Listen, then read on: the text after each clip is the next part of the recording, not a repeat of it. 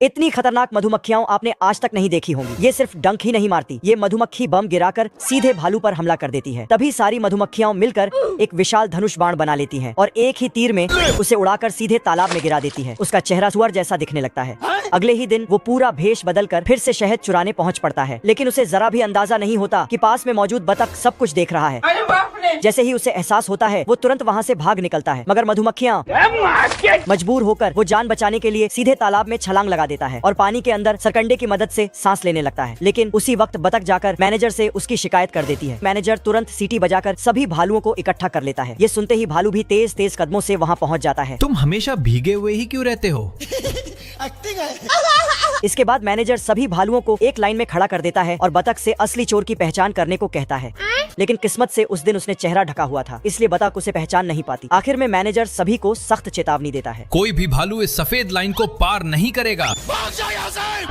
इस घटना के बाद बतख सुरक्षा और बढ़ा देती है और वहाँ लोहे की जाली भी लगवा देती है। लेकिन भालू कहाँ मानने वाला था। शहद की मिठास उसे फिर से चोरी करने पर मजबूर कर देती है। भालू का शहद का लालच बिल्कुल भी कम नहीं हुआ। बतख के जाते ही उसने पास रखा बोर्ड उठाया और चुपके से अंदर घुस गया। पहले उसने कुछ जंगली फूल तोड़े ताकि सारी मधुमक्खियाँ फूलों पर आ जाएं। अच्छा। जैसे ही वे फूलों पर मंडराई, उसने झट से उन पर बाल्टी उलट दी। लेकिन तभी बाल्टी बिल्कुल शांत हो गई। भालू बोला, साला इतनी जल्दी मधुमक्खियाँ शांत कैसी हो गईं? बाप रे! सारी मधुमक्खियाँ गुस्से में बाहर निकली और उसके पीछे पड़ गई। जान बचाने के लिए भालू सीधे तालाब में कूद गया और पुराना तरीका अपनाया, पर अब की बार इसने पानी उछाल उछाल कर किसी तरह उनसे पीछा छुड़ाया। तभी सामने से मैनेजर आ गया तो वो तुरंत नहाने की एक्टिंग करने लगा। थोड़ी देर बाद उसने फिर चाल चली।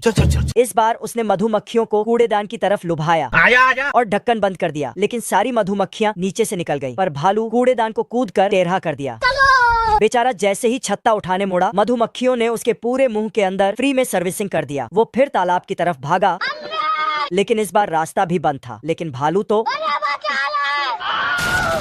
फिर मैनेजर से बात सुन लिया। ये भालू झाड़ियों में छिप कर आता है और फटाक से छत्ते में एक पाइप डाल देता है।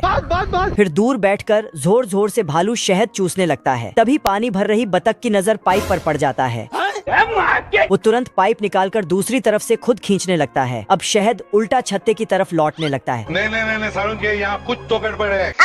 भालू ये देखकर और जोर से खींचता है। आजा। बस फिर क्या, दोनों के बीच शहद खींचने की तगड़ी जंग शुरू हो जाता है। तभी मैनेजर वहाँ आ जाता है तो भालू फटाक से पाइप छोड़ देता है। तो उधर बतख इतनी जोर से खींच रहा था कि नीचे टपक पड़ता है। गुस्से में वो पाइप नल से जोड़कर पानी भर देता है। अब देख बैठा तू। और भालू की तरफ फेंक देता है। ओ भाई, ये क्या है? भालू खुश होकर मुंह खोल देता है। आजा। तभी मैनेजर फिर पाइप पकड़ लेता है तो बतख छीन लेता है, पर मैनेजर वापस छीन लेता है। दोनों की खींचातानी में भालू को लगता है कि अब तो शहद आने वाला ही है। क्या करूं? वो झट से पाइप मुंह में लगा लेता है